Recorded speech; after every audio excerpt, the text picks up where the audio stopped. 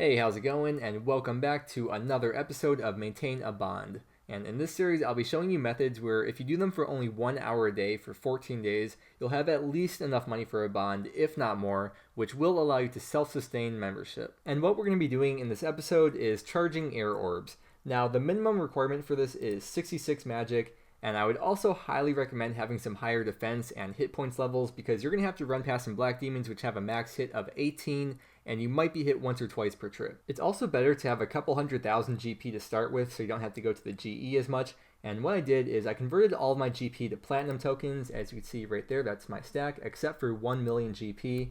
And what we're going to do with this is buy all the supplies that we need and then sell everything back at the end, including the excess supplies, and we'll see exactly how much profit we make in 1 hour. So we're going to be buying unpowered orbs, and I expect that we're going to be making about 500 in 1 hour, but we're going to buy 600 to be on the safe side, and that should buy instantly.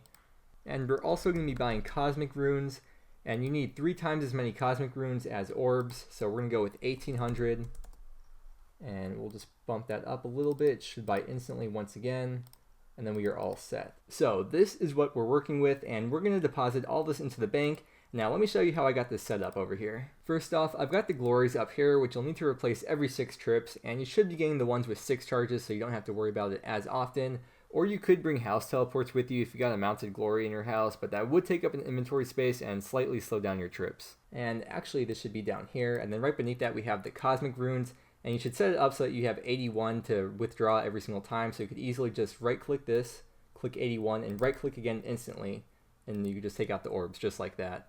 And then when you come back, you just deposit all and then repeat the process. 81, right click, withdraw again, there you go. If you're not sure what I'm doing, these are called bank fillers, and let's just clear them. And the way you set them up is you go to this thing right here, and then you just press fill bank, and it'll fill up your bank with the fillers, just like that. Another thing I would highly recommend having to speed up your trips is stamina potions, because even with 99 agility and full graceful, I still don't have 100% run whenever I get back to the bank, so I would definitely recommend having some staminas nearby, like right here, especially since we're going to be going through the wilderness. And for the gear setup, I would recommend having full graceful to reduce your weight and speed up your energy restoration when you're standing still.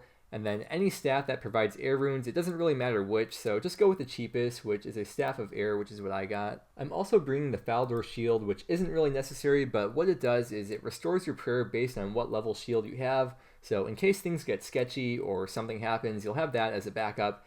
But I really doubt you'll ever have to use it, but it's there just in case, and it won't weigh you down as long as you have the graceful. Then for the ring, I'm using a ring of dueling in case I forget to switch out the glory, but if you're confident in your glory changing skills, you might want to consider bringing a ring of life instead. So just try to make sure that your glory is always charged and that you have a backup supply of glories in the bank, unless you're using the house teleport method, in which case you don't have to worry about this. And remember, we are going to be in the wilderness, and even though it's only level 7, anything could happen, so we're going to go to the options menu and go to the joystick, and where it says player attack options, you don't want to accidentally attack someone or get skull tricked, so change that to either always right click or hidden. But with all that being said, let's start the timer and get this hour going.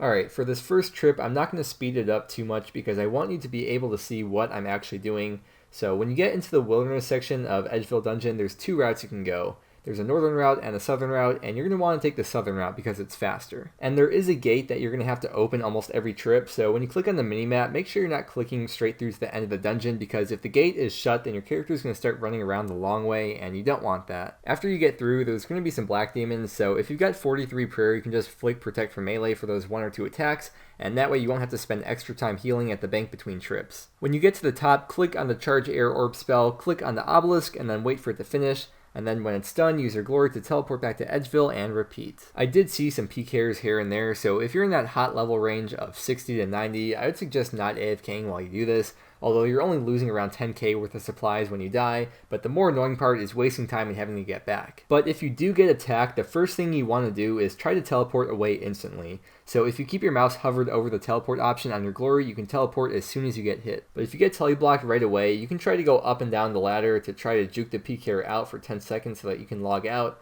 But if that's not working, then run back to the wilderness gate and try to tank it out, and there's really not too many other options. But it's only level 7 wilderness at the air obelisk, so the level gap is pretty tight, and if you're able to make it back down, you might be able to close that gap so they can't attack you anymore. But again, you're only going to be losing 10k if you die, so it's really not that big a deal.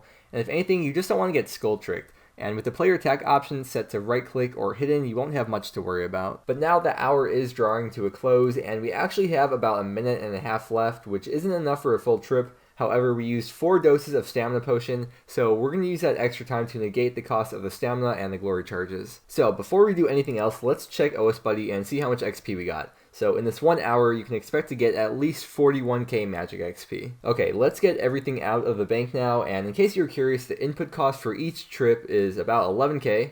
And if we take those out and we put the orbs in, the output cost is about 27k, so that's 16k profit per trip. So we charged 540 orbs, which means you can do 20 full trips per hour, and each trip takes about 3 minutes then. Now we're just selling off all the orbs as well as the excess supplies, and we'll see exactly how much we made. And let's just put that 1 mil back in the bank that we started with. So we finished off this hour by making 304k GP profit. And remember, in this series, we're going by the assumption that a bond is 3.5 mil, which is still on the higher end, but that would mean that you need to make 250k GP per day to maintain it. So with this method, you'll make more than enough money to maintain membership through bonds with extra GP left over by only doing this for 1 hour per day. And the magic XP is pretty good as well. Over 40k per hour at level 66 isn't too bad considering how much profit you're making. But at the end of each of these videos, I'm going to be giving away the profit that I made from the hour, and the way I give it away is going to be random each time. So sometimes maybe I'll do it in the clan chat, other times maybe from the Discord,